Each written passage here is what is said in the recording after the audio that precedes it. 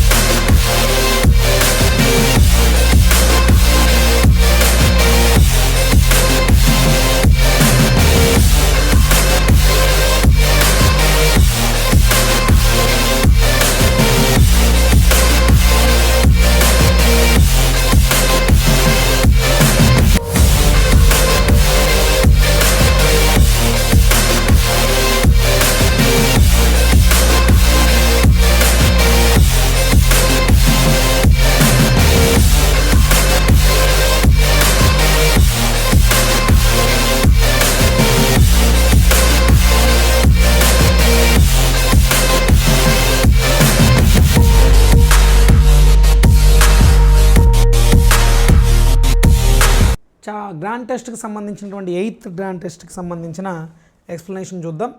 Question number 1, ఏ కనిష్ట సంఖ్యను 5 2 7 4 2 6కు కలిపిన వచ్చే సంఖ్య 8 చేత నిశ్శేషంగా భాగించబడును. The smallest number that must be added to 5 2 7 4 2 6 so that the resultant exactly divisible by 8 అన్నాడు. చూడండి, ఈ నెంబర్ మనకి ఇచ్చిన నెంబరు 5 2 7 4 2 6.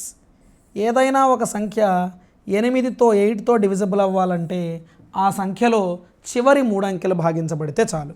చివరి 3 అంకెలు 4 2 6 తీసుకుంటే ఓకేనా, 8 5 40, 8 5 40, ఇంకెంత మిగిలింది 2 6, 2 6 26 మిగిలింది.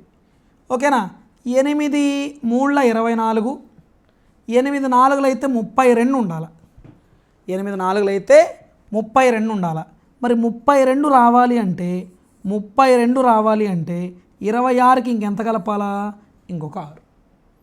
8 4 32 వచ్చి శేషం 0 కావాలి అంటే ఖచ్చితంగా 26కి ఇంకెంత కలపాలా, 6.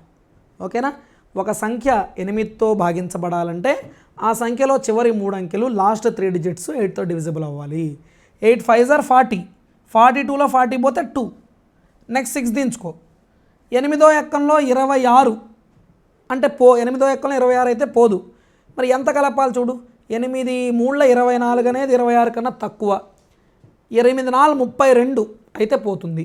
మరి 32 రావాలంటే 26కి ఇంకెంత కలపాలా, 6 కలిపామంటే 32 వస్తుంది. 32లో 32 పోతే 0 వస్తుంది. 0 వచ్చిందంటే నిశ్శేషంగా భాగించబడినట్టు, ఎగ్జాక్ట్గా డివిజిబుల్ అయినట్టు, అంటే ఆ సంఖ్య ఖచ్చితంగా 6 ఉంటుంది. రైట్. నెక్స్ట్ 8 7 8 8ను ఏ కనిష్ట సంఖ్య చేత భాగిస్తే అది సంపూర్ణ ఘనం అవుతుంది అన్నాడు. ఓకేనా, find the smallest number by which 8 7 8 8 must be divided to obtain a perfect cube అన్నాడు. ఓకేనా, చూడండి, 8 7 8 8ని ఏ కనిష్ట సంఖ్యతో గుణిస్తే ఏ కనిష్ట సంఖ్యతో భాగిస్తే సంపూర్ణ ఘనం అవుతుంది. Find the smallest number by which 8 7 8 8 must be divided to obtain a perfect cube. ముందుగా ఇలా దేంతో గుణించగా సంపూర్ణ ఘనం వస్తుంది, దేంతో భాగించగా సంపూర్ణ ఘనం వస్తుంది, దేంతో డివైడ్ చేస్తే పర్ఫెక్ట్ క్యూబ్ వస్తుంది, దేంతో మల్టిప్లై చేస్తే పర్ఫెక్ట్ క్యూబ్ వస్తుంది అనే క్వశ్చన్లకు మాత్రం మనం ప్రధాన కారణాంక పద్ధతి ప్రైమ్ ఫ్యాక్టర్స్ చేయాలి. ఇది వరకే చెప్పున్నా. 2 4 8, 2 3 6, 2 9 18, ఓకేనా, 2 4 8, మళ్ళీ 2తో చేయొచ్చు. 2 2s are 4, 2 1s are 2, 2 9s are 18, 2 7s are 14. మరి తర్వాత ఉన్న 2197 చూడగానే ఎస్ ఇది 13 క్యూబ్. 2197 అనేది 13 క్యూబ్ నెంబర్. అది 13ని క్యూబ్ చేస్తే 2197 వస్తుంది. ఎస్ రాసుకోండి. 2 సార్లు ఉంది, 2 స్క్వేర్ వచ్చింది, తర్వాత 13 క్యూబ్ వచ్చింది. ఇలా ప్రధాన కారణాంకాలు ప్రైమ్ ఫ్యాక్టర్స్ చేసి వీడేమనాలు, ఇది సంపూర్ణ ఘనం కావాలంటే దేంతో భాగించాలి అన్నాడు. ఇది పర్ఫెక్ట్ క్యూబ్ కావాలంటే దేంతో డివైడ్ చేయాలి అంటున్నాడు. మరి ఇది పర్ఫెక్ట్ క్యూబ్ కావాలంటే ఇక్కడ ఎన్ని నెంబర్లు ఉంటే అన్నిటికీ క్యూబులు ఉండాలి. కానీ ఇక్కడ ఎవరికి క్యూబ్ లేదు, 2 స్క్వేర్ అనే దానికి క్యూబ్ లేదు. ఇక్కడ ఇది క్యూబ్ కాదు. ఇది మనం 2 స్క్వేర్తో కనుక భాగించామనుకో 2 స్క్వేర్ ఏమైపోద్ది, క్యాన్సిల్ అయిపోయిందంటే ఇంకా మనకు మిగిలింది ఎవరు, 13 క్యూబ్. 13 క్యూబ్ అనేది సంపూర్ణ ఘనమేగా, ఎస్ పర్ఫెక్ట్ క్యూబేగా, ఎస్. మరి పర్ఫెక్ట్ క్యూబ్ అవడం కోసం ఎవరితో డివైడ్ చేయాలా, 2 స్క్వేర్ అంటే ఎంత, 4 తోటి డివైడ్ చేస్తే సంపూర్ణ ఘనం అవుతుంది. ఓకేనా. దేనితో గుణించాలి, దేనితో భాగించాలి అనే ప్రశ్న అడిగినప్పుడు ప్రైమ్ ఫ్యాక్టరైజేషన్, ప్రధాన కారణాంక లబ్ధ పద్ధతి వాడాలి. ప్రధాన కారణాంక లబ్ధ పద్ధతిలో ఇక్కడ 2 4 8, 2 3 6, 2 9 18, 2 4 8. మళ్ళీ 2తో భాగిస్తే 2 2 4, 2 1 2, 2 9 18, 2 7 14. 2197 వచ్చింది. 2197 అంటే ఎంత, 13 క్యూబ్. అది రాసుకునేసాం. 2 స్క్వేర్ 13 క్యూబ్. వీడేమవ్వాలంటున్నాడు, సంపూర్ణ ఘనం పర్ఫెక్ట్ క్యూబ్ రావాలంటున్నాడు. మరి ఇక్కడ 2 స్క్వేర్ 13 క్యూబ్ వచ్చింది. మరి 13 క్యూబ్ ఓకే, కానీ 2 స్క్వేర్ అనేది క్యూబ్ కాదు కదా. క్యూబ్ కానప్పుడు మరి ఇది ఉండడం వల్ల ఇది సంపూర్ణ ఘనం కాకుండా పోతున్నది. మరి ఇప్పుడు ఈ సంపూర్ణ ఘనం పర్ఫెక్ట్ క్యూబ్ కావాలంటే ఎవరికైతే క్యూబ్ ఉందో దాన్ని వదిలేసి ఎవరికైతే క్యూబ్ లేదో దాంతో భాగించేశారనుకో, 2 స్క్వేర్తో భాగించేశారనుకో 2 స్క్వేర్ క్యాన్సిల్ పోతుంది. అప్పుడు 13 క్యూబ్ మాత్రమే మిగులుతుంది. ఖచ్చితంగా సంపూర్ణ ఘనం అవుతుంది. ఓకేనా. నెక్స్ట్ 4630 మంది సైనికులను ఒక చతురస్రాకారంలో నిలబెట్టిన ఎంతమంది మిగులుతారు. ఓకేనా. 4630 సైనికులు. ఓకేనా. ఈ సైనికులు సోల్జర్స్ని ఒక చతురస్రాకారం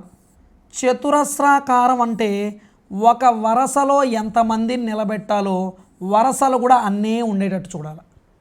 చతురస్రాకారం స్క్వేర్ షేప్లో అన్నాడు కదా, in the form of square అన్నాడు కదా, అంటే ఒక రోలో ఎంతమంది ఉంటారో రోస్ కూడా అన్నీ ఉండేటట్టు చూడాలి. మరి ఒక రోలో 4 ఉంటే రోస్ కూడా 4, 4 4 16.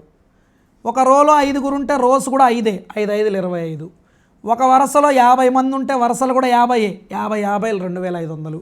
అంటే ఖచ్చితంగా ఒక వరుసలో ఎక్స్ ఉంటే వరుసలు కూడా ఎక్సే ఉండాలా, ఎక్స్ ఇంటూ ఎక్స్ స్క్వేర్ అవ్వాలా, అంటే ఆ నెంబర్ స్క్వేర్ అవ్వాలా. మరి ఇది స్క్వేర్ అవుతుందా కాదా చూద్దాం. ఓకేనా. భాగాహార పద్ధతి ఉపయోగిద్దాం. వర్గంకి అవుతుందా లేదా, ఏమన్నా మిగులుతుందా చూద్దాం. ఓకేనా. ఇప్పుడు 30కి బార్ పెట్టాం, 46కు బార్ పెట్టాం. సో కాన్సెప్ట్ ఓకేనా. చూడండి, ఒక 4630 మంది సైనికులను చతురస్రాకారంలో నిలబెడితే ఎంతమంది మిగులుతారు. చతురస్రాకారంలో నిలబెడితే ఎంతమంది మిగులుతారో చెప్పాలంటే చతురస్రాకారంలో నిలబెడుతున్నామంటే అది స్క్వేర్ నెంబరు. ఇక్కడ దీంట్లో స్క్వేర్ నెంబర్ పోను ఇంకెంత మిగులుతుందో తెలిస్తే ఆ స్క్వేర్ నెంబర్ని చతురస్రాకారంలో నిలబెట్టినట్టు, ఇంకా ఎంత మిగిలిందో ఆ మిగిలిందే శేషం. మనం ఎంతమంది మిగిలారో చెప్పచ్చు. ఓకేనా. అందుకనే భాగాహార పద్ధతి తీసుకున్నా. సో చూడండి, ఇక్కడ 6 6ల 36 పోతుంది, అంతకంటే అయితే పోదు. 46లో 36 తీస్తే 10, 30 దించుకుందాం. నెక్స్ట్ 6ని డబల్ చేస్తే 12.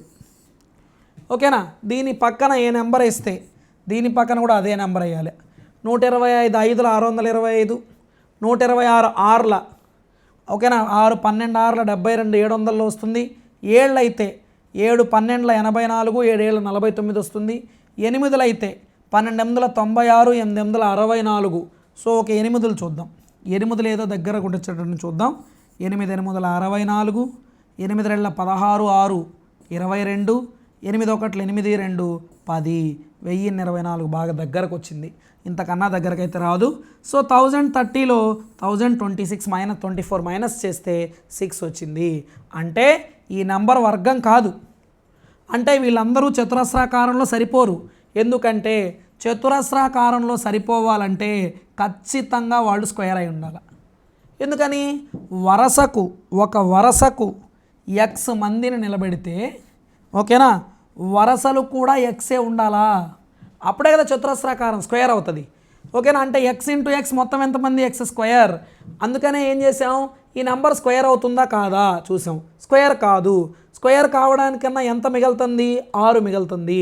అంటే వీళ్ళని చతురస్రాకారంలో నిలబెడితే ఎంతమంది మిగిలిపోతారు, 6 మంది మిగిలిపోతారు. Simple thing. ఓకేనా. సో అంటే మనకు ఒక క్వశ్చన్ ఉండదు గతంలో, ఏ కనిష్ట సంఖ్యను తీసివేయాలి అంటే మనం భాగాహార పద్ధతి వాడి శేషం చెప్పేవాళ్ళం. అదే క్వశ్చన్ని కొంచెం అప్లికేషన్గా ఇచ్చాడు. ఓకేనా, ఏ కనిష్ట సంఖ్యను తీసివేయాలి అని అడిగే బదులు ఎంతమంది మిగులుతారు అన్నాడు. మనం ఏం చెప్తాం, ఏ కనిష్ట సంఖ్య తీసేయాలి అని అడిగినా ఆన్సర్ అదే కదా చెప్తాం, రిమైండరే కదా చెప్తాం. So what least number must be subtracted అనే బదులుగా how many members are out of the square, బయటకి ఎంతమంది వస్తారు, స్క్వేర్లో లేకుండా ఎంతమంది మిగిలిపోతారని అడుగుతాడు. ఓకేనా, how many soldiers are left after arranging 4630 soldiers in the form of square షేప్లో అరేంజ్ చేశాక ఎంతమంది మిగులుతారు, 6 మిగిలారు. Next, a person bought 2 kg 475 grams of apples, 3 kg 56 grams of pomegranates, 1 kg 8 grams of mangoes, find the total weight of fruits. చూడండి, ఒక వ్యక్తి ఏం చేశాడంటే 2 kg 475 గ్రాములు అంటే 2.475 kgs యాపిల్స్, 3 kg 56 గ్రాములు అంటే 3.056 kgs దానిమ్మలు ప్రొమోగ్రనేట్స్, 1 kg 8 గ్రాములు అంటే 1.008 kgs మ్యాంగోస్ కొన్నాడు. ఓకేనా, వాటి మొత్తం ఎంత అన్నాడు. సో ఇక్కడ జీరోలు ముందే ఎందుకు పెట్టాము, ఒకవేళ అలా కాకుండా 3.56 అని రాయొచ్చు కదా అంటారేమో, అప్పుడు లాస్ట్లో 0 వచ్చినట్టు, అప్పుడు 3 kg 560 గ్రాములు అయినట్టు అవుతుంది కానీ 56 గ్రాములు అయినట్టు కాదు. ఓకేనా, గుర్తుపెట్టుకోండి. లేదా ఇంకా ఈజీగా ఒక చిన్న లాజిక్ పెట్టుకోండి, వీడన్ని కేజీలు గ్రాముల్లో ఇచ్చాడు. 1 kg అంటే ఎన్ని గ్రాములు, 1000 గ్రాములు. 1000 అంటే ఎన్ని సున్నాలు, 3 సున్నాలు. 3 సున్నాలు అన్నప్పుడు పాయింట్ ఎన్ని స్థానాల ముందు పెట్టాలా, 3 స్థానాలు. ఒకవేళ అక్కడ 2 స్థానాలే ఉన్నాయనుకో, మనం మొదట 1 సున్నా పెట్టి 3 స్థానాలు రాస్తాం. ఒకవేళ అక్కడ 1 స్థానమే ఉందనుకో, మనం మొదట 2 సున్నాలు పెడతాం. వీటి మొత్తం ఎంత అన్నాడు, 5, 6, 11, 8, 19 గ్రాములు, 19, 7, 5, 12, 1, 13, 4, 1, 5, 2, 3, 5, 1, 6 అంటే 6 kg 539 గ్రాములు అవుతుంది ఆన్సర్. 6 kg 539 గ్రాములు ఉందా ఆప్షన్లో, yes. Simplify 18 + 64 divided by 4 into 26 minus 14 minus of 7 minus 3 bar అన్నాడు కదా, దీన్ని సూక్ష్మీకరించండి. దీన్ని సూక్ష్మీకరించాలంటే నీకు ఖచ్చితంగా బాడ్మాస్ రూల్ తెలియాలి. ఓకేనా, ఏంటి బాడ్మాస్ రూలు? బాడ్మాస్ రూల్ ఏం చెప్తుందంటే, బాడ్మాస్ రూల్లో బి అంటే బ్రాకెట్, ఆ బ్రాకెట్లలో కూడా ఫస్ట్ ప్రియారిటీ మీరు బార్ బ్రాకెట్ లోపల ఉన్న బ్రాకెట్లలో ఫస్ట్ ప్రియారిటీ మీరు దేనికి ఇవ్వాలి అంటే బార్ బ్రాకెట్కి ఇవ్వాలి. బార్ బ్రాకెట్ తర్వాత సాధారణ బ్రాకెట్, ఓకేనా, simple bracket or common bracket అంటాం. ఆ తర్వాత ఫ్లవర్ బ్రాకెట్కి ప్రియారిటీ ఇవ్వాలి, కర్లీ బ్రాకెట్స్ అంటారు. ఆ తర్వాత స్క్వేర్ బ్రాకెట్ చతురస్ర బ్రాకెట్కి ఇవ్వాలి. ఫస్ట్ బార్ బ్రాకెట్, తర్వాత సాధారణ లేదా సామాన్య bracket common brackets simple brackets, తర్వాత కర్లీ బ్రాకెట్స్ ఫ్లవర్ బ్రాకెట్స్, ఆ తర్వాత స్క్వేర్ బ్రాకెట్స్. ఓ అంటే ఆఫ్, డి అంటే డివిజన్, ఎం అంటే మల్టిప్లికేషన్, ఓకేనా, ఏ అంటే అడిషన్, ఎస్ అంటే సబ్ట్రాక్షన్, ఓకేనా, సబ్ట్రాక్షన్. ఇది మనం చేయాల్సినటువంటి పనులు.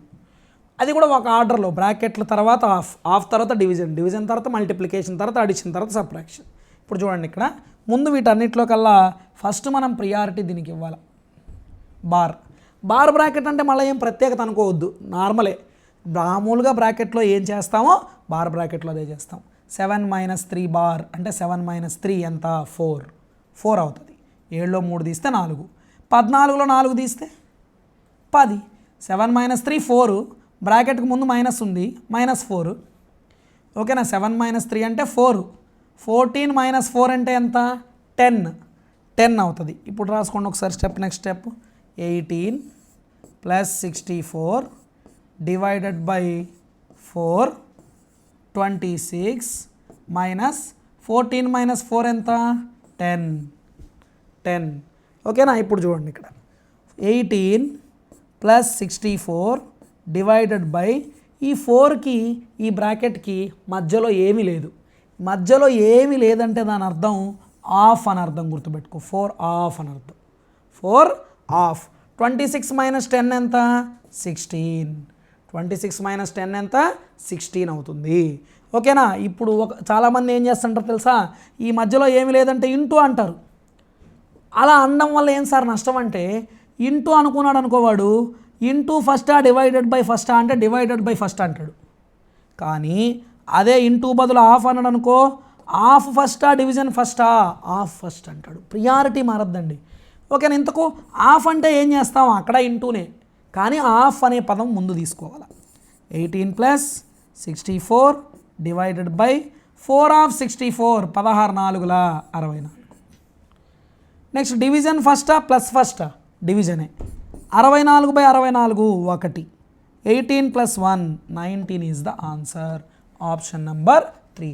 ఇదే చూడు, నువ్వు ఇక్కడ బ్రాకెట్కు నెంబర్కి బ్రాకెట్కి మధ్యలో ఏమీ లేదు కదా, దాన్ని ఆఫ్ అనుకోకుండా ఇంటూ అన్నావు అనుకో, ఫస్ట్ నువ్వు ఏం చేస్తావంటే ఇంటూ కన్నా ముందు డివిజన్ చేస్తావు. 4 16 64 అవుద్ది.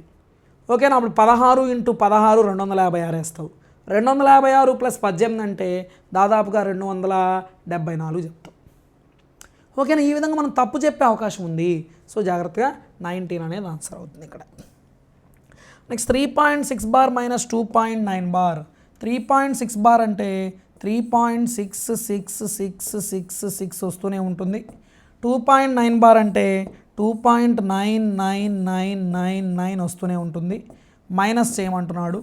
16లో 9 పోతే 7, 15లో 9 పోతే 6, 15లో 9 పోతే 6, 15లో 9 పోతే 6, 15లో 9 పోతే 6, ఒకటి అప్పిచ్చేసాం కాబట్టి 2లో 2 పోతే 0. 0.66667 ఉంది కదా, అంటే దాని అర్థం 0.6 బార్. సార్ మరి లాస్ట్లో 7 వచ్చింది కదా, అది నెగ్లిజిబుల్ డిజిట్. నువ్వు ఒక 10 సార్లు ఎక్స్పాండ్ చేసుకో, చివరిసారే 7 వస్తుంది. ఒక 100 సార్లు చేసుకో, చివరిసారే 7 వస్తుంది. ఇక్కడ ఒకటి అప్పు తెస్తే 16లో 9 అవుతుంది. ఇంకా మిగతా అంతా 15లో 9 వస్తుంది. అంటే దీన్ని బట్టి లాస్ట్ సారి మాత్రమే 7 వస్తుంది, దాని ముందంతా 6లే వస్తాయి. మీ ఇష్టం, మీరు ఎన్ని సార్లైనా విస్తరించి రాసి చూడండి. లాస్ట్ మాత్రమే 7 వస్తుంది, దాని ముందంతా 6లే వస్తాయి. కాబట్టి మీరు ఆ లాస్ట్ డిజిట్ నెగ్లిజిబుల్గా వదిలేస్తే 0.6 బార్. 0.6 బార్ని P/Q రూపం ఎన్నిసార్లు రాసామో ఇది, ఎందుకంటే ఆప్షన్లు ఎక్కడ బార్లు లేవు, P/Qలు ఇచ్చాడు. 0.6 బార్ అంటే 6/9, 3 రెళ్ళ 6, 3 మూళ్ళ 9. ఆన్సర్ ఎంత అంటే 2/3. ఓకేనా. రైట్. 2430 రూపాయలు 2430 rupees distribute among ABC. If the deducted 5 rupees, 10 rupees, 15 rupees respectively from their shares, the ratio of remaining shares is 3:4:5. Then find the share of the B. ఓకేనా. చూడండి, టోటల్గా 2430 రూపాయలని పంచుకోమన్నాం. ఓకేనా. వీళ్ళు ఏం చేశారు, 2430 రూపాయలు పంచుకుంటారా అంటే ఏ షేర్లో నుంచి 5 రూపాయలు తీసేశారు. ఓకేనా. బి తన షేర్లో నుంచి 10 రూపాయలు తగ్గించేశాడు. సి తన షేర్లో నుంచి 15 రూపాయలు తగ్గించేశాడు. ఎక్కడ తగ్గినా మొత్తంలో కూడా తగ్గినట్టే కదండి. ఏ షేర్ ఎక్కడి నుంచి వచ్చింది, మొత్తంలో పంచితేనే కదా వచ్చింది. బి షేర్ కూడా మొత్తంలో నుంచి కదా వచ్చింది. సి షేర్ కూడా మొత్తంలో నుంచి కదా వచ్చింది. కాబట్టి వాళ్ళు తగ్గించిన భాగాలను మొత్తంలో నుంచి తీసేయి. 15 ఒక 5 ఎంత 20, ఒక 10 ఎంత 30. 2430లో 30 తీసేస్తే 2400 రూపాయలు మిగిలింది. దీన్ని వాళ్ళు ఏ రేషియోలో పంచుకున్నారు, 3:4:5 రేషియోలో పంచుకున్నారు. 3:4:5 రేషియోలో పంచుకున్నారు. అంటే ఎంత, 3 భాగాలు 4 భాగాలు 7 భాగాలు 5 భాగాలు 12 భాగాలుగా పంచుకున్నారు. ఎంతని? 2400ని. ఓకేనా? అప్పుడు 12 ఒకట్ల 12, 12 రెళ్ళ 24, 0. ఒక భాగానికి ఎంత వచ్చింది? 200 వచ్చింది. మరి వాడు అడుగుతుంది ఎవరి షేరు? బి షేరు, బి వాటా అడుగుతున్నాడు. చెప్పండి, బి వాటా ఎన్ని భాగాలు? 4 భాగాలు. బి అంటే రెండో వాడు కదా, ఏబిసి కదా, రెండో వాడు 4 భాగాలు. ఒక భాగం 200 అయితే 4 భాగాలంటే 4 200 ఎంత? 800. 4 200 ఎంత? 800. కానీ బి అనేవాడు తన వాటాలో నుంచి ఎంత తగ్గించుకున్నాడు? 10 రూపాయలు. బి రెండో వాడు కదా, బి రెండో వాడు కాబట్టి ఎంత తగ్గించాడు? 10 రూపాయలు. అంటే వీడి షేరు, బి షేర్ ఎంత? లాస్ట్ అక్కడ ప్లేస్ సరిపోలే, ఇక్కడ రాస్తున్నా. బి షేర్ ఎంత అంటే మనకేమో 800 వచ్చింది, వీడు గతంలోనే 10 రూపాయలు వదిలేసుకున్నాడు. అంటే మొత్తం వీడి షేర్ ఎంత అయి ఉంటుంది? 810 రూపాయలు అయి ఉంటుంది. ఓకేనా? వీడి షేరు మనకు 800 వచ్చింది. ఎప్పుడు? తగ్గించుకున్నాక కదా. ఎంత తగ్గించాడు? 10 రూపాయలు తగ్గించాడు. అంటే వాడి షేర్ మొత్తం ఎంత? 810. నెక్స్ట్, కొంత సొమ్ము చక్రవడ్డీ ప్రకారం 3 సంవత్సరాల్లో 12,100 రూపాయల మొత్తంగా, 5 సంవత్సరాల్లో 14,400 రూపాయల మొత్తంగా అయింది. వడ్డీ రేట్ ఎంత? చక్రవడ్డీ లెక్కల్లో వడ్డీ రేటు కనుక్కునే లెక్కల్లో మాత్రం ముఖ్యంగా చూడండి. A certain sum on compound interest becomes 12,100 in 3 years and 14,400 in 5 years. Find the rate of interest అన్నాడు. 3 ఇయర్స్కి 12,100 అవుతుంది, 5 ఇయర్స్కి 14,400 అవుతుంది. రేట్ ఆఫ్ ఇంట్రెస్ట్ కనుక్కోమన్నాడు. ఓకేనా? ఒక పని చేద్దాం. ఇలాంటి క్వశ్చన్ ఎప్పుడు ఇచ్చినా వాడు 3 ఏళ్ళకి ఎంత అయిందని చెప్పాడు? 12,100 కదా, అది అసలు అనుకోండి, ప్రిన్సిపల్ అనుకోండి. తర్వాత 5 ఏళ్ళకి అంటే దాని అర్థం ఏంది? 3 ఏళ్ల ముందు ఏమీ జరగలేదు, ఇప్పుడే 12,100 అప్పిచ్చాను అనుకో. మళ్ళీ 5 ఏళ్ళు అంటే 3 తర్వాత 5 అంటే ఎన్నేళ్ళు గ్యాప్? 2 ఏళ్ళు. ఓకేనా? ఎన్ని ఏళ్ళు గ్యాప్ వచ్చింది? 2 ఇయర్స్ గ్యాప్ వచ్చింది. ఈ 2 ఇయర్స్ తర్వాత నేను ఇచ్చిన అప్పును కలెక్ట్ చేసుకోవడానికి పోతే 14,400 రూపాయల మొత్తం ఇచ్చాడు. అమౌంట్ 14,400 ఇచ్చాడు. ఓకేనా? వాడు మొదట ఇచ్చిన దాన్ని అసలు అనుకోండి, చివరగా వచ్చిన దాన్ని మొత్తం అనుకోండి. ఈ గ్యాప్ ఎంత ఉంటే దాని టైం అనుకోండి. ఓకేనా? మరి చక్రవడ్డీ లెక్కల్లో వడ్డీ రేటు కనుక్కోమంటే ఫస్ట్ చేయాల్సిన పని, గ్యాప్ ఎంత ఉంది? 2 ఇయర్స్. 2 ఇయర్స్ టైం ఉంటే ఏ రూట్ వేయమన్నాను? Square root. గుర్తుందా? గతంలో ఫస్ట్ మనం చక్రవడ్డీ లెక్కలు చెప్పుకుంటూ చెప్పా. కాలం 2 ఏళ్ళు అయితే స్క్వేర్ రూట్ వేయండి, 3 ఏళ్ళు అయితే క్యూబ్ రూట్ వేయండి, 4 ఏళ్ళు అయితే 4th రూట్ వేయండి అని చెప్పా. 2 ఏళ్ళు కాబట్టి స్క్వేర్ రూట్. మొత్తం ఎంత? స్క్వేర్ రూట్ వేసేసి లోపల మొత్తం ఎంత అండి? 14,400 బై అసలు ఎంత? ప్రిన్సిపల్ ఎంత? 12,100. ఓకేనా? వడ్డీ రేటు కనుక్కునే లెక్కల్లో వాడు డేటా ఇచ్చాడు కదా, డేటా 3 ఏళ్ళకి ఇంత అయింది, 5 ఏళ్ళకి ఇంత అయింది, వడ్డీ రేట్ ఎంత అని అడిగాడు కదా. 3 ఏళ్ళకి ఎంత అయిందో దాన్ని అసలు అనుకున్నా, 5 ఏళ్ళకి ఎంత అయిందో దాన్ని మొత్తం అమౌంట్ అనుకున్నా, ఈ 3 ఏళ్ళకి 5 ఏళ్ళకి ఎంత గ్యాప్ ఉందో దాన్నే టైం పీరియడ్ అనుకున్నా. అంటే నేను ఇక్కడే అప్పిచ్చాను, 2 ఏళ్ళు ఎదురు చూశాను, 14,400 వచ్చింది. ఇప్పుడు నాకు వడ్డీ రేటు కనుక్కునే లెక్క ఎప్పుడైనా సరే ముందు కాలం 2 ఏళ్ళు అనుకో స్క్వేర్ రూట్, 3 ఏళ్ళు అయితే క్యూబ్ రూట్, 4 ఏళ్ళు అయితే 4th రూట్ వేసుకోండి. వేసుకున్నాక లోపల మొత్తం బై అసలు రాసుకున్నాం కదా, సున్నాలు పోతాయి. 144కు వర్గమూలం 12, 121కి వర్గమూలం 11. మనకు వడ్డీ రేటు కావాలి. ఇంకా వడ్డీ రేటుకు ఫైనల్ స్టెప్ వచ్చేసింది, చెప్పా గతంలో కూడా మీకు. Difference by denominator into 100. చెప్పండి, ఇక్కడ డిఫరెన్స్ ఎంత? 1. డినామినేటర్ ఎంత? 11 ఇంటూ 100. 11 9ల 99, 100లో 99 పోతే 1 మిగిలింది by 11. 9 1/11% is the rate of interest. ఓకేనా? A person spend 85% of his income and his income is increased by 20%, his expenditure is increased by 25%.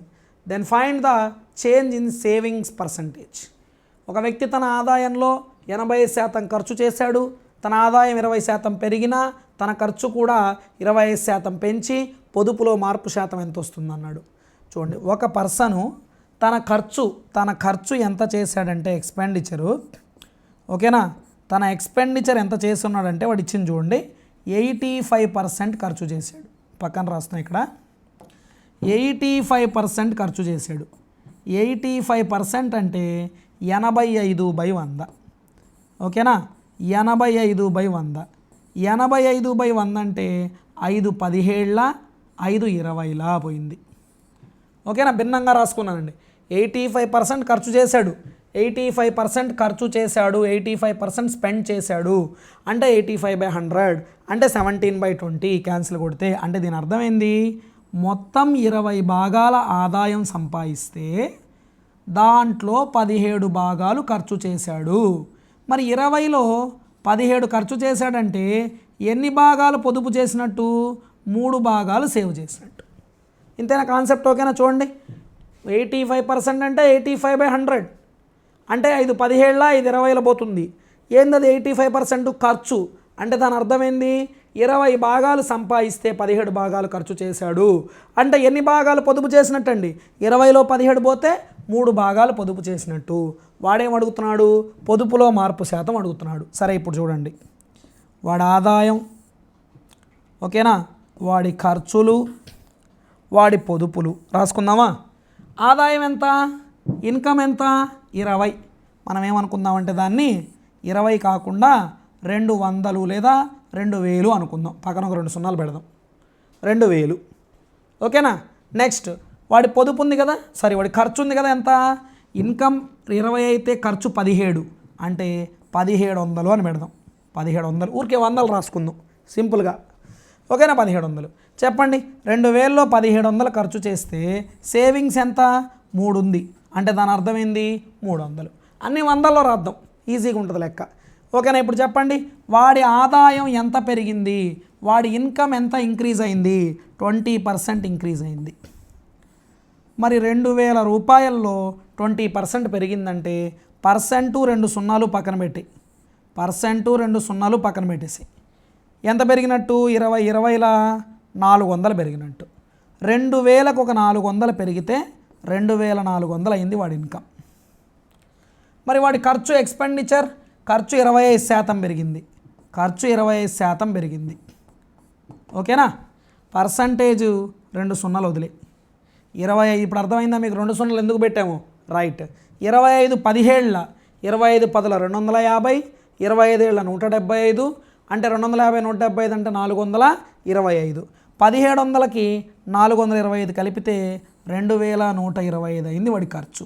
ఇప్పుడు చెప్పండి మీరే, 2400 సంపాదిస్తే 2125 ఖర్చు అయిందంటే ఇంకా మిగిలిన 275 రూపాయలు పొదుపు వచ్చి ఉంటుంది, అంతే కదా. 2400లో 2125 పోతే రిమైనింగ్ 275 పొదుపు. చెప్పండి 300 ఉన్న పొదుపు 275 అయిందంటే ఎంత తగ్గింది, 25 తగ్గింది. దేంట్లో 25 తగ్గింది, 300లో తగ్గింది. అది ఎంత శాతం అంటే ఇంటూ ఏమేయాలి, 100 వేయాలి. 2 సున్నాలు కొట్టాయి. ఎంత సేవింగ్స్ రెడ్యూస్ అయింది, 25. దేంట్లో 300లో 25 తగ్గింది. ఇంటూ ఎంత పర్సెంట్ అంటే ఇంటూ 100. 3తో చేస్తే 3 8s are 24, 1 మిగిలింది బై 3. 3 8s are 24, 24లో 25లో 24 పోతే 1/3. 8 1/3% డిక్రీజ్ అయింది, పొదుపు తగ్గిపోయింది. ఓకేనా. Next, A can do a piece of work in 20 days, B can do the same work in 30 days. In how many days A and B together can do the work. A ఒక పనిని 20 రోజుల్లో చేశాడు, B ఆ పనిని 30 రోజుల్లో చేశాడు. వాళ్ళిద్దరూ కలిసి ఎన్ని రోజుల్లో చేస్తారని అడిగితే ఫార్ములా XY/X+Y. ఎక్స్ అంటే ఏ ఎన్ని రోజుల్లో పనిచేశాడు, 20. వై అంటే బి ఎన్ని రోజుల్లో పనిచేశాడు, 30 బై 20 + 30. 20 ఇంటూ 30 బై 20 + 30 అంటే 50. 0 క్యాన్సిల్, 5 4 20, 4 3 ఎంత, 12. సో నేను గతంలోనే చెప్పా, ఏ ఒక పని X రోజుల్లో, బి ఆ పని Y రోజుల్లో చేస్తే ఇద్దరూ కలిసి ఎన్ని రోజుల్లో చేస్తారంటే XY/X+Y రోజుల్లో చేస్తారు. Option number 2. The market price of an article is 2500. ఈ 5% discount allowed on it, he will get 25% profit. Find cost price of the article. ఓకేనా, ప్రకటన వేళ ఇచ్చాడు, డిస్కౌంట్ ఇచ్చాడు, లాభం వస్తుందని చెప్పాడు, కొన్న వేళ అడిగాడు. ఇదివరకే చెప్పున్నా cost price is equal to marked price ప్రకటన వేళ into 100 minus discount by 100 plus R minus X. లాభం అయితే ప్లస్ ఎక్స్ ఏమన్నాను, నష్టం అయితే మైనస్ ఎక్స్ ఏమన్నాను. ఈ క్వశ్చన్లో లాభం ప్రాఫిటే కాబట్టి ప్లస్ ఎక్స్ ఉంచాం. ఓకేనా, మార్క్డ్ ప్రైస్ ప్రకటన వేళ ఎంత 2500, దానిపై 5% డిస్కౌంట్ 100లో 5 తీస్తే ఎంత 95, 25% లాభం వస్తుంది 100కి 25 కలిపితే ఎంత 125. ఓకేనా, మార్కెట్ ప్రైస్ 2500, డిస్కౌంట్ 5, 100 మైనస్ 5 95 అవుద్ది, 25% ప్రాఫిట్ 100 ప్లస్ 25 125, 125 ఒకట్ల 125 రెండుల 250, ఒక 0. ఓకేనా, 2 5s are 10, 2 9s are 18 plus 1 19, ఇక్కడ ఒక 0 అంటే 1900 రూపీస్. ఓకేనా, 290ల 180, 25ల 10. ఓకేనా, అంటే 190 అవుతుంది, అంటే 1900 రూపీస్ దాని యొక్క కొన్న వేల. పక్క పటంలో యాంగిల్ ఏబీసీ ఎంత అన్నాడు. వీలైనంత వరకు ఇలాంటి క్వశ్చన్స్ డయాగ్రామ్లోనే చేసేసేయండి. ఓకేనా, వీడు ఏమంటున్నా యాంగిల్ ఏబీసీ, ఇదిగో యాంగిల్ ఏబీసీ అంటే ఇదిగో ఇది యాంగిల్ ఏబీసీ. సరే ఇప్పుడు చూడండి, ఇది ఎంత, ఇది 45, కాబట్టి ఇది కూడా ఎంత 45, ఎందుకంటే ఇవి రెండు శీర్షాభిముఖ కోణాలు, vertical opposite angles. Vertical opposite angles ఎప్పుడు ఎలా ఉంటాయి, ఈక్వల్గా ఉంటాయి, 45 45. ఇప్పుడు చెప్పండి, ఇది 105 కదా, 105 అనేది ఏ కోణం, బాహ్య కోణం. ఒక త్రిభుజంలో ఒక భుజాన్ని పొడిగించగా ఏర్పడిన బాహ్య కోణం. An exterior angle so produced by extending the side of the triangle is always equal to sum of interior angles. బాహ్య కోణం ఎప్పుడు అంతరాభిముఖ కోణాల మొత్తానికి సమానం. మరి ఇది బాహ్య కోణం అయితే దీని అంతరాభిముఖ కోణాలు కలిపితే 105 రావాలి. మరి ఇక్కడ 105 ఉంది కదా, 45 ఉంది ఇక్కడ, ఎంత కలిపితే 105 వస్తుంది, ఇంకా 60. 60 ప్లస్ 45 ఈజ్ ఈక్వల్ టు 105. లేదా రాస్తాము అనుకుంటే ఒక పని చేయండి, దీంట్లో వదిలేసి చూడండి, ఇక్కడ బాహ్య కోణం 105 డిగ్రీలు అనేది అంతరాభిముఖ కోణం ఒకటి 45 ప్లస్ ఇంకొకటి angle ABC, angle ABC plus 45 ఇటు వస్తే మైనస్ 45 అవుతుంది. 105లో 45 తీసేస్తే 60 అవుతుంది. Answer 60 degrees. Next, triangle ABC is congruent to triangle DEF. Congruent అంటే సర్వసమానాలు, సర్వసమానాలు. AB is equal to DE అన్నాడు, నిజమేనా? ఎస్, ఏబీకి సదృశ్య భాగం డిఈ. గతంలో కూడా చెప్పున్నా నేను, సదృశ్య భాగాలంటే ఇక్కడ ఏ ప్లేస్లో ఉంటే అక్కడ అదే ప్లేస్లో తీసుకోవాలి, కరస్పాండింగ్ పార్ట్స్ అంటారు. ఏబీకి కరస్పాండింగ్ పార్ట్ డిఈ ఈక్వల్, నిజమే. మరి బీసీ అన్నాడు, డిఎఫ్ అన్నాడు. బీసీకి ఈఎఫ్లు సదృశ్య భాగాలనేమో చూడండి ఒకసారి. బీసీ ఈఎఫ్లు సదృశ్య భాగాలేమో చూడండి.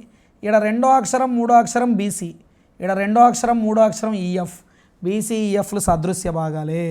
అంటే triangle ABC is congruent to triangle DEF అయినప్పుడు, ట్రయాంగిల్ డిఈఎఫ్ అయినప్పుడు సర్వసమాన త్రిభుజాలు, కాంగ్రుయెంట్ ట్రయాంగిల్స్ అయినప్పుడు దీంట్లో సదృశ్య భాగాలైన బీసీ ఈఎఫ్లు ఖచ్చితంగా ఈక్వల్గా ఉంటాయి. సర్వసమాన ఎందుకు ఈక్వల్గా ఉంటాయంటే, సిన్స్ సిపిసిటి సర్వసమాన త్రిభుజాలలో సదృశ్య భాగాలు సమానం, corresponding parts of congruent triangles are always equal. BC అంటే 2x ప్లస్ 10 వచ్చింది, ఈఎఫ్ అంటే 4x మైనస్ 20 వచ్చింది. మైనస్ 20 ఇటు వస్తే ప్లస్ 20, 10 ప్లస్ 20 30, ప్లస్ 2x అటు వెళ్తే minus 2x, 4x minus 2x 2x అవుతుంది.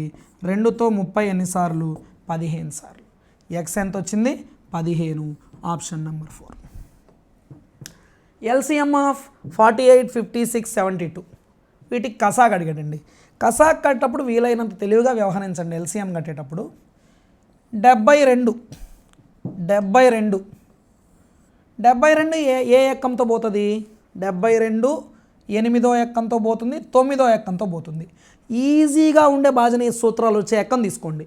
72 9తో పోతుందిగా, అంటే 72 9తో పోతున్నదంటే కసాగు కూడా 9తో పోవాలి.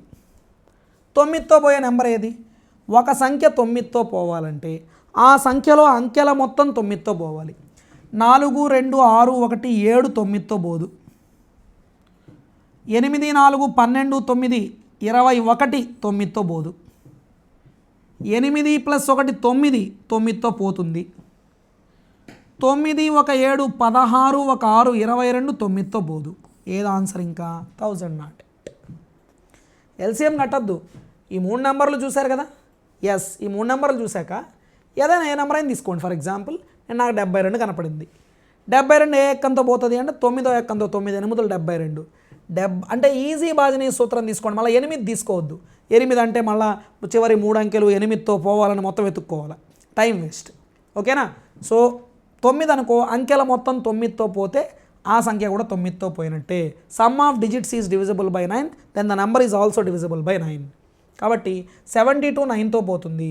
మరి 72 9తో పోయినప్పుడు కసాగు ఎల్సిఎం కూడా 9తో పోవాలి. 9తో ఎవరు పోతారు ఇక్కడ? 4 2 6 1 7 వస్తుంది. ఇక్కడ అంకెల మొత్తం 7 వస్తున్నది. 7 9తో పోదు. 9 8 17 1 4 21 వస్తున్నది. అంకెల మొత్తం 21 9తో పోదు. 8 1 9 వచ్చింది. 9 ఖచ్చితంగా 9తో పోతుంది. 9 7 16 6 22 వచ్చింది. 22 9తో పోయే అవకాశం లేదు. సో ఎవరికి ఉన్న ఛాన్స్ ఇంకా ఓన్లీ 2. ఓకేనా?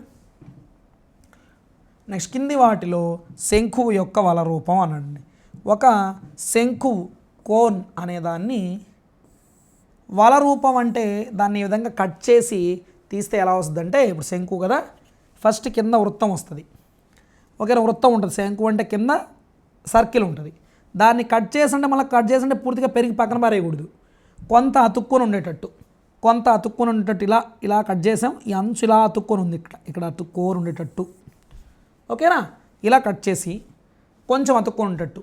తర్వాత ఇక్కడ కూడా ఒక పార్ట్ ఇలా కట్ చేసామనుకో, పూర్తి కొంచెం ఇట్లా కట్ చేసామనుకో, ఇలా కట్ చేసి ఇలా ఓపెన్ చేసామనుకో, శంఖువు ఇదో ఇలా వస్తుంది దీని వల రూపం. ఓకేనా? మీరు ఆలోచించండి. ఇదిగో ఈ రెండు ముక్కల్ని పట్టుకొని మళ్ళీ జాయిన్ చేశారనుకో, ఇదో ఇక్కడ కార్నర్, ఇది శీర్షం, శంఖువు శీర్షం, ఇలా పట్టుకొని జాయిన్ చేశారనుకో ఈ రెండింటిని, నీకు శంఖువు ఆకారం వస్తుంది. ఇదిగో ఈ కింద కట్ చేసిన ముక్క, అదిగో ఇది శంఖువు యొక్క వల రూపం. ఇది స్తూపానికి వల రూపం, సిలిండర్కి వల రూపం. Net diagram of cone, this is the net diagram of cylinder. ఇప్పుడు చతుర్ముఖియం, ఓకేనా, అంటే త్రిభుజాకార పిరమిడ్ చతుర్ముఖియం, దీనికి వల రూపం గీస్తే ఇలా వస్తుంది. చూడండి, 4 ముఖాలు, ఇదిగో 1 2 3 4. కావాలంటే ఆలోచన, దీని ఇట్లా పైకి పెట్టేవరకు ఈ షేప్ వస్తుంది. ఓకేనా? ఇది చతురస్రాకార భూమి కలిగినటువంటి పిరమిడ్. ఇది చతురస్రాకార భూమి కలిగిన స్క్వేర్ బేస్డ్ పిరమిడ్ అది. సో మనల్ని అడిగింది శంఖువు కాబట్టి సెకండ్ ఆప్షన్. రాంబస్ యొక్క సౌష్ఠవాక్షాల సంఖ్య. సో ప్రతిసారి మనం సౌష్ఠవం గురించి చూస్తూనే ఉన్నాం. రాంబస్లో కోణాలు సమానంగా ఉండవు, కానీ భుజాలు సమానంగా ఉంటాయి. సైడ్స్ ఈక్వల్గా ఉంటాయి కాబట్టి యాంగిల్స్ దగ్గర సౌష్ఠవాక్షాలు గీయచ్చు. కోణాలు సమానంగా ఉండవు కాబట్టి భుజాల దగ్గర గీలేము. రాంబస్కి ఎన్ని సౌష్ఠవాక్షాలు వచ్చాయి? 2. సమబాహు త్రిభుజ ఉన్నతి 24 అయితే అంతర్వృత్త వ్యాసార్థం. సమబాహు త్రిభుజ ఉన్నతి 24 అయితే దాని యొక్క అంతర్వృత్త వ్యాసార్థం ఎంత అంటాడు. సమబాహు త్రిభుజ అంతర్వృత్త వ్యాసార్థం పరివృత్త వ్యాసార్థాలకి ఉన్నతికి సంబంధం ఏంటంటే, సమబాహు త్రిభుజంలో చూడండి ఒకసారి రిలేషన్స్. పరివృత్త వ్యాసార్థం అంటే క్యాపిటల్ R, సర్కమ్ రేడియస్ అంటే a/√3. అంతర్వృత్త వ్యాసార్థం స్మాల్ r అంటే a/2√3. a/2√3. ఓకేనా? a/2√3 అవుతుంది. పరివృత్త వ్యాసార్థం a/√3, అంతర్వృత్త వ్యాసార్థం a/2√3. ఇక్కడ నుంచి కన్నా మీరు గమనిస్తే a/2√3ని 1/2 ఇంటూ a/√3 రాయొచ్చు. 1/2 ఇంటూ a/√3. a/√3 అంటే క్యాపిటల్ R, అంటే small r is equal to half of capital R అనొచ్చు. Half of capital R. అక్కడి నుంచి /2 ఇటు వస్తే ఇంటూ 2, అంటే ఫైనల్గా సమబాహు త్రిభుజంలో capital R is equal to 2 into small r. Capital R is equal to 2 into small r, అంతే కదండి. క్యాపిటల్ Rని క్యాపిటల్ ఆర్ అంటే 2 ఇంటూ స్మాల్ ఆర్, స్మాల్ ఆర్ని 2తో ఇంటూ చేసామనుకో 2 క్యాన్సిల్ అయిపోయి ఇదే వచ్చేస్తుంది కదా. మరి ఏం సార్ అసలు మన క్వశ్చన్ ఏంది, నువ్వు చెప్పేది ఏంటంటే ఈ రిలేషన్ మనకు అవసరం ఇప్పుడు. సో ఇప్పుడు మనకు ఎత్ అంటే ఫార్ములా √3/2a, √3/2a. ఇప్పుడు చూడండి ఇక్కడ చూడండి ఒకసారి గమనించండి, ఇంటూ √3/√3 చేశాను అనుకో, ఫర్ ఇబ్బంది ఏముండదు కదా, √3 ఏమైపోద్ది, క్యాన్సిల్. ఇప్పుడు చెప్పండి a/√3 అంటే క్యాపిటల్ ఆరేనా, a/√3 అంటే క్యాపిటల్ ఆరే. Yes, h is equal to √3 into √3, 3/2 into capital R. ఈ 3/2 ఇటు వచ్చిందనుకో 2/3 అవుతుంది. Capital R is equal to 2h/3, capital R is equal to 2h/3. అర్థమైందా? చూడండి, ఎత్తిచ్చి పరివృత్త వ్యాసార్థం అడిగాడు అనుకో 2h/3 అవుతుంది. Capital R is equal to 2h/3. అదే స్మాల్ ఆర్ అడిగాడు అనుకో, మీరు చెప్పండి స్మాల్ ఆర్ అంటే క్యాపిటల్ ఆర్ని ఏం చేయాలా, ఇప్పుడు capital R is equal to 2 into small R, capital R is equal to 2 into small R. ఇక్కడ కూడా చూడండి capital R is equal to 2 into small R. Small R ప్లేస్లో ఏముంది, h/3. ఓకేనా? ఇప్పుడు చెప్పండి ఓవరాల్గా అన్ని విషయాలు చూడండి. సమబాహు త్రిభుజానికి పరివృత్త వ్యాసార్థం సర్కమ్ రేడియస్ అడిగితే a/√3, అంతర్వృత్త వ్యాసార్థం ఇన్ రేడియస్ అడిగితే a/2√3. వాటి మధ్య relation capital R is equal to 2 small R. ఒకవేళ భుజం ఇవ్వకుండా, సైడ్ ఇవ్వకుండా, ఎత్తు ఆల్టిట్యూడ్ ఇస్తే పరివృత్త వ్యాసార్థం సర్కమ్ రేడియస్ 2h/√3, అంతర్వృత్త వ్యాసార్థం ఇన్ రేడియస్ h/3. మనల్ని ఏమడిగాడు, అంతర్వృత్త వ్యాసార్థం ఏమిచ్చాడు, ఉన్నతి ఆల్టిట్యూడ్ ఇచ్చాడు. అప్పుడు అంతర్వృత్త వ్యాసార్థం అడిగితే ఫార్ములా ఏంది, h/3. h ఎంత, 24, 24/3 ఎంత, 8 సెంటీమీటర్స్. ఓకేనా? ఎందుకంటే ఇప్పటివరకు అందరూ ఇవే అడిగారు క్వశ్చన్లు. ఇది అడిగితే భుజం ఇచ్చే అడిగారు, ఇప్పటివరకు ఎత్తిచ్చి అడిగితే అయిపోయా. పక్క పటంలో షేడ్ చేయబడిన ప్రాంత వైశాల్యం. ఈ పటంలో షేడ్ చేయబడినటువంటి ఈ షేప్లో ఉన్నటువంటి ఆకు, ఇట్లా ఆకు అని గుర్తుపెట్టుకోండి. దీని వైశాల్యం కనుక్కోవడానికి షార్ట్ కట్ 4/7r² గుర్తుపెట్టుకోండి. 4/7r². 4/7r అంటే 4/7r అంటే ఇదిగోండి, ఇక్కడ ఈ సైడ్ ఉంది కదా, ఇదే రేడియస్. ఎట్లా సార్ అంటే బాగా చూడండి, ఇదొక పావు వృత్తం లేదా సెక్టార్లా కనిపిస్తుందా? ఎస్, కనిపిస్తుందా? సెక్టార్ అంటే ఒక చాపము 2 వ్యాసార్థాల మధ్య ఆవరించబడి ఉన్న ప్రదేశం. Sector means, so it is a closed region in between 2 radii and an arc. ఓకేనా? ఒక ఆర్క్ 2 రేడియస్ మధ్య ఉండే ఒక రీజియన్. మరి అప్పుడు ఇది రేడియస్, ఇది రేడియస్, ఇది చాపం పొడవు. చెప్పండి మనకు రేడియస్ ఎంత, 7. 7² అంటే 7 ఇంటూ 7, 7 కొట్టేస్తే 4 ఏళ్ళు ఎంత, 28 సెంటీమీటర్² అవుతుంది. ఆన్సర్ 28 సెంటీమీటర్² అవుతుంది. నెక్స్ట్ చూడండి, సో 0, 10, 10, 20 ఇట్లా క్లాస్ ఇంటర్వెల్స్ తరగతి పౌనపుణ్యం ఇచ్చి find the cumulative frequency up to 30, 40, 30, 40 తరగతి వరకు గల సంచిత పౌనపుణ్యం అండి. 30, 40 వరకు అంట సంచిత పౌనపుణ్యాలు లెక్కేద్దాం. చెప్పండి. ఫస్ట్ 12, 20 + 12 32, 25 + 32 57, 57 + 30 87. ఎంతవరకు ఎంత వచ్చింది, 87 వచ్చింది. Option number 4. సంచిత అంటే అర్థం, క్యుములేటివ్ అంటే అర్థం. ఇప్పుడు 20 ఉంది, 20కి గతంలో ఉన్న 12ను కలుపుకొని 32 చెప్పడం. 25 ఉంది, 25కు గతంలో ఉన్న అన్నింటినీ కలిపి 25, 20, 45, 12, 57 చెప్పడం. 30 ఉంది, దీనికి గతంలో ఉన్న అన్నీ కలుపుకొని, ఓకేనా, గతంలో ఉన్నవన్నీ కూడితే 57, దానికో 30 కూడా కూడితే 87. ఇలా క్యుములేటివ్ సంచిత అంటే గతంలో ఉన్న అన్నీ కలిపి చెప్పడమే. 25, 12, 40, 18, 30 దత్తాంశం యొక్క అంక మధ్యమం నుండి విచలనాల మొత్తం. స్టాటిస్టిక్స్ చెప్పేటప్పుడు చెప్పాను, అంక మధ్యమం నుండి విచలనాల మొత్తం, some of deviations from arithmetic mean. ఈ మాట కనపడిందంటే ఆన్సర్ 0. డేటా ఏదైనా ఇవ్వని అంక మధ్యమం నుండి విచలనాల మొత్తం అడిగితే ఆన్సర్ ఎప్పుడు 0. ఎందుకంటే దేని నుండి అంటాడో దాన్నే ఊహించిన సగటుగా తీసుకోవాలి. దేని నుండి అంటాడో దాన్నే ఊహించిన సగటుగా తీసుకోవాలి. ఓకేనా, అంక మధ్యమం నుండి అన్నాడు, అంక మధ్యమాన్నే ఊహించిన సగటుగా తీసుకోవాలి. ఓకేనా, అంక మధ్యమాన్నే ఊహించిన సగటుగా తీసుకున్నప్పుడు మనకేమవుతుంది formula x bar is equal to a plus sigma x minus A xi minus A by n అవుతుంది. మనం ఏమంటున్నాం, అంక మధ్యమం ఫ్రమ్ అని చెప్పి ఏదైతే చెప్తాడో ఆ ఫ్రమ్ తర్వాత చెప్పేదే అజ్యూమ్డ్ అర్థమెటిక్ మీన్. దేని నుండి అంటాడో దాన్నే ఊహించిన సగటుగా తీసుకోవాలి. వీడేమంటున్నాడు ఈసారి అర్థమెటిక్ మీనే అజ్యూమ్డ్ అర్థమెటిక్ మీన్. ఓకేనా, అంక మధ్యమమే ఊహించిన సగటు అంటున్నాడు. మరి ఇవి రెండు ఈక్వల్ కావాలంటే ఈ వాల్యూ ఏమైపోవాలి, 0 అయిపోవాలి. ఈ వాల్యూలో విచలనాల మొత్తం బై n 0 అయితే విచలనాల మొత్తం కూడా ఎంత అవుద్ది, 0. అసలు ఆలోచించద్దు. అంక మధ్యమం నుండి విచలనాల మొత్తం ఎంత అని క్వశ్చన్ అడిగితే 0. Some of deviations from arithmetic mean అని అడిగితే 0. ఈ అమరికల పరిశీలించి అమరిక సూత్రం చెప్పమన్నాడు. ఇక్కడ ఎన్ని అగ్గి పుల్లలు ఉన్నాయి, 3. 1 2 3 4 5. ఓకే, తర్వాత 1 2 3 4 5 6 7. ఓకేనా, 1 2 3 4 5 6 7 8 9 ఇలా అగ్గి పుల్లలు వస్తూ ఉన్నాయి. దీనికి అమరిక సూత్రం చూడండి. 5కు 3కు తేడా 2, 7కు 5కు తేడా 2, 9కి 7కు తేడా 2. ఇలా స్థిర భేదం ఉంటే ప్యాటర్న్ రూల్ అమరిక సూత్రం కనుక్కోవాలంటే formula a plus n-1 into d.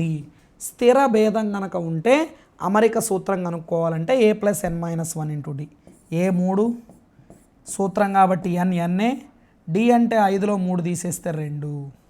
ఓకేనా, 3 plus 2 into n 2n minus 2 into 1 2. ఓకేనా, ఇక్కడ భేదం స్థిరంగా ఉందండి. 5కు 3కు తేడా 2, 7కు 5కు తేడా 2, 9కి 7కు తేడా 2. ఇలా భేదం స్థిరంగా ఉంటే కాన్స్టెంట్గా ఉంటే అలాంటి శ్రేణి యొక్క అమరిక సూత్రం ప్యాటర్న్ రూల్ ఫార్ములా ఏంటంటే a plus n-1 into d. ఏ అంటే ఫస్ట్ది 3. నువ్వు సూత్రం కనుక్కునేటప్పుడు ప్యాటర్న్ రూల్ కనుక్కునేటప్పుడు n బదులు n రాయాలి. d అంటే a2 మైనస్ a1 రెండో దాంట్లో మొదటి దాన్ని తీసేయాలి. క్యాలిక్యులేట్ చేసేసాము. ఇక్కడ 3 మైనస్ 2 అంటే 1, 2n ప్లస్ 1 అవుతుంది అమరిక సూత్రం. Okay, next a is equal to 25, b is equal to 15 minus c is equal to minus 10 అయితే a³ plus b³ plus c³ minus 3acbc by a minus b whole square plus b minus c whole square plus c minus a whole square అడిగాడు. పైన ఉన్నదానికి formula రాద్దాం.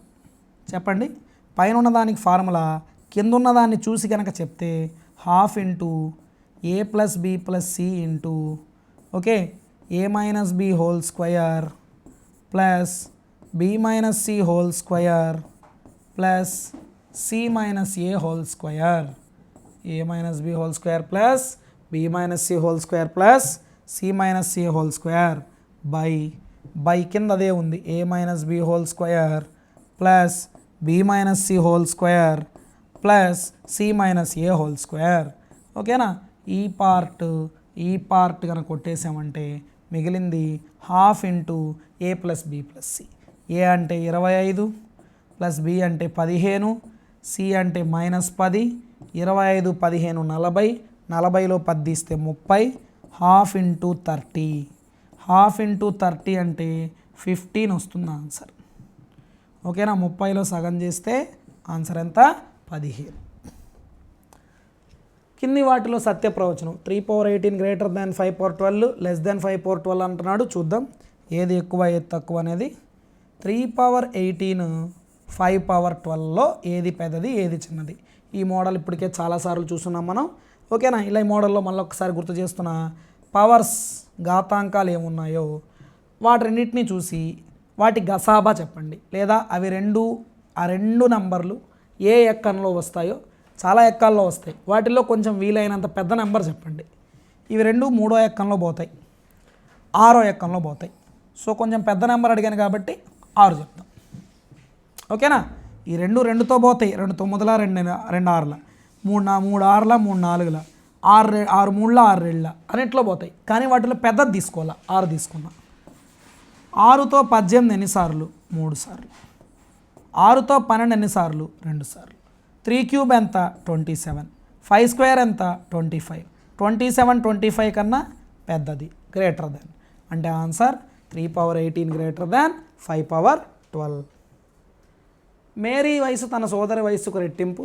5 సంవత్సరాల తర్వాత Mary వయసు తన సోదరి వయసు కంటే 2 సంవత్సరాలు ఎక్కువ. మేరీ ప్రస్తుత వయసు. Mary age is twice her sister's age. After 5 years Mary is 2 years older than her sister. Find Mary's present age అన్నాడు. ఓకేనా, చూడండి. మేరీ వయసు వాళ్ళ సిస్టర్ వయసు, మేరీ వయసు వాళ్ళ సిస్టర్ వయసు చూడండి. మేరీ వయసు తన సోదరి వయసుకు రెట్టింపు. Mary age is twice her sister's age. ఓకేనా, సిస్టర్కి ఎక్స్ అనుకుంటే మేరీకి ట్వైస్ రెట్టింపు కాబట్టి 2x. ఓకేనా, 5 సంవత్సరాల తర్వాత, 5 సంవత్సరాల తర్వాత అంటే మేరీకి 2x + 5 వస్తాయి, 5 పెరుగుంటాయి. వాళ్ళ సోదరికి x + 5 5 పెరుగుంటాయి వాళ్ళ సోదరికి కూడా. ఓకేనా, 5 సంవత్సరాల తర్వాత మేరీ వయస్సు. ఓకేనా, ఆమె సోదరి వయస్సు కంటే 2 సంవత్సరాలు ఎక్కువ, 2 సంవత్సరాలు ఎక్కువ. 2 years older than her sister. ఎక్కువ తక్కువ అంటున్నాడంటే అది వాళ్ళ వయస్సుల మధ్య డిఫరెన్స్. ఓకేనా, Mary is 2 years older than her sister. Older than younger than అంటున్నారంటే అది వాళ్ళ మధ్య ఉన్న ఏజ్ డిఫరెన్స్. అంతేనా. 5 ఏళ్ల తర్వాత మేరీకి 2x + 5, సోదరికి x + 5. వాళ్ళకి ఈమె కన్నా ఆమెకి ఎంత ఎక్కువ? సోదరి కన్నా మేరీకి ఎంత ఎక్కువ? 2 ఎక్కువ.